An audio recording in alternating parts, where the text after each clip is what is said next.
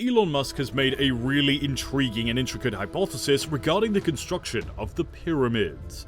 Everything we know about how pyramids were constructed is at odds with this idea.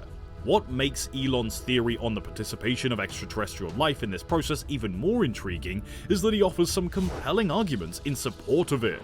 Egypt responded by inviting the businessman to visit and make sure that the world-famous pyramids were not built by extraterrestrial life forms. The most significant new discoveries, however, contradict Musk and provide a clearer understanding of how the pyramids were constructed. Welcome to Just Tech.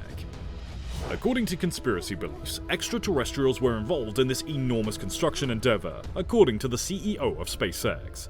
The Ministry of Foreign Corporations of Egypt, however, does not want them to take credit for the success. She contends that visiting the tombs of the architects of the pyramids would yield the proof. The tombs discovered in the 1990s, in the opinion of historians, offer unequivocal evidence that the ancient Egyptians built the magnificent structures that aliens erected. More than 84,000 people shared this article on Twitter.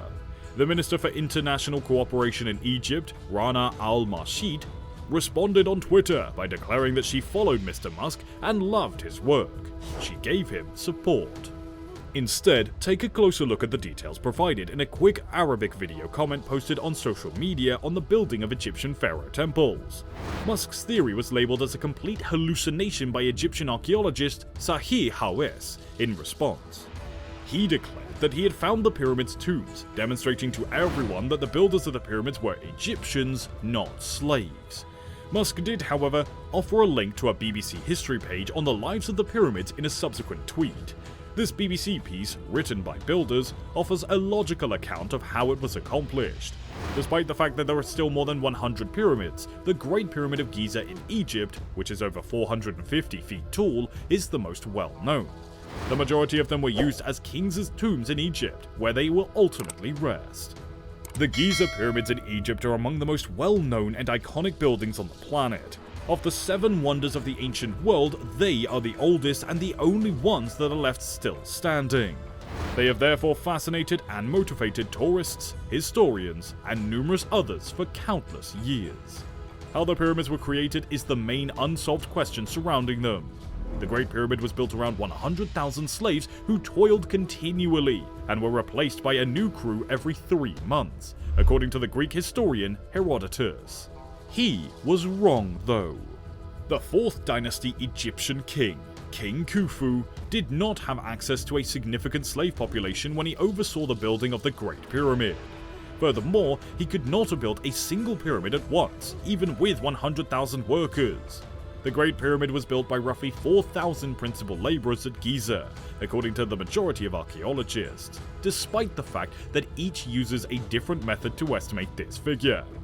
The number of additional workers they would have had to help them would have ranged from 16 to 20,000. A total of $20,000 to $25,000 ends up working for at least 20 years as a result. The workforce might be further divided into a permanent crew of about 5,000 paid workers who dwelt within a well-established pyramid community with their families and dependents. In addition, there may have been more than 20,000 temporary workers who arrived in the region for 3 or 4 month assignments and resided in the less developed camp that was constructed next to the pyramid town. Howes claims that there will be no building secrets because the Great Pyramid was built with the tools that were accessible at Giza at the time.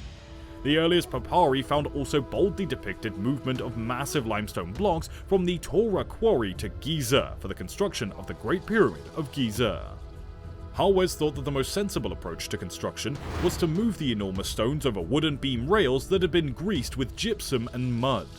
The Great Pyramid of Khufu stands 146 meters tall and weighs 6 million tons.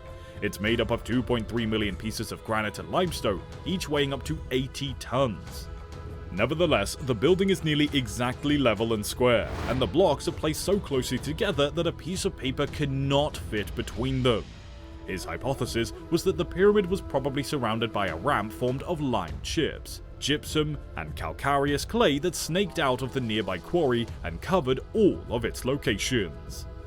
Before we move on, for more interesting content like this, make sure you subscribe to our channel and don't forget to hit that bell icon to receive notifications whenever we post a new video.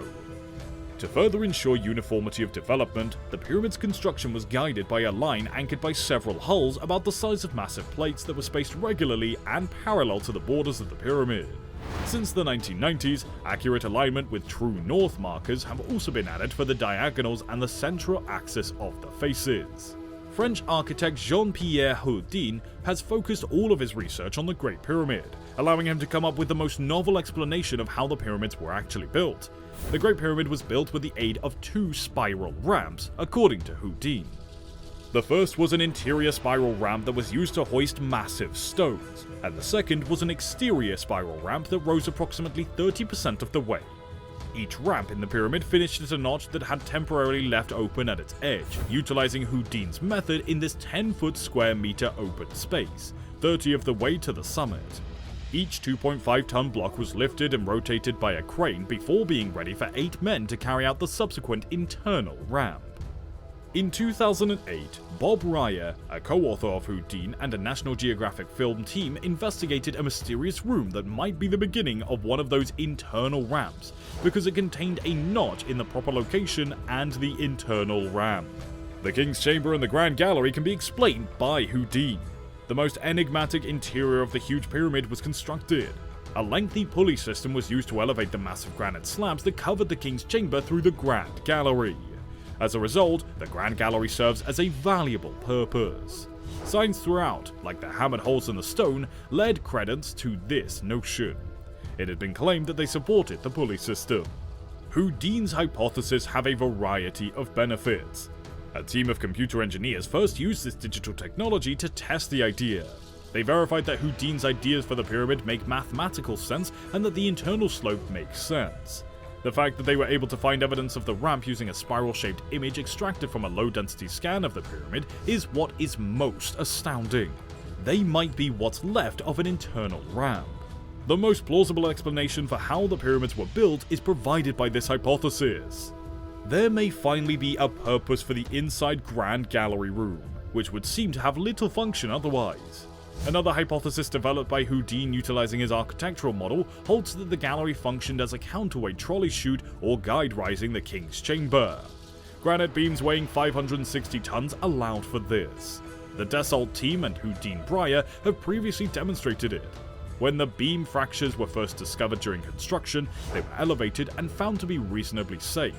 The blocks of the pyramid were reportedly cast like modern concrete and are actually a type of limestone concrete rather than a carved stone, according to Joseph Davidovitz, a materials specialist. According to this theory, soft mining of limestone with a high keololite component took place in the valley of the south of the Giza Plateau. The limestone was then crushed into a liquid slurry in huge lakes fed by the Nile. In addition, ash, neutron, and lime, all components of cooking fire, were added. The Egyptians also used neutrons for mummification.